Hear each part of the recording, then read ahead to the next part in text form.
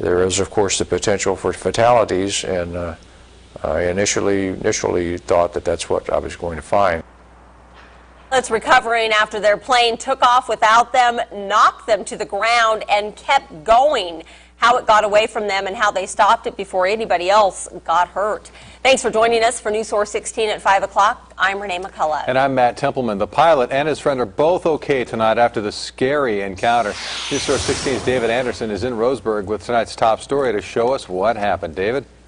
Matt, about 4 o'clock yesterday, authorities got the call that a plane had just collided with an airport hangar at the Roseburg airport. But no one was in it, and it wasn't flying. So what happened? They say it's an older plane that had to be started by hand. There's no ignition, so they started it by setting the throttle and spinning the prop. Normally, the throttle would be set to idle when it starts up, but this time it was set for takeoff. There's so much power behind the plane, it jumped the chocks and suddenly started revving forward, knocking the pilot to the ground and hitting his friend, Who was standing beside the airplane when it initially started to move, and the airplane eventually ran into the side of one of our hangars, and that stopped the engine.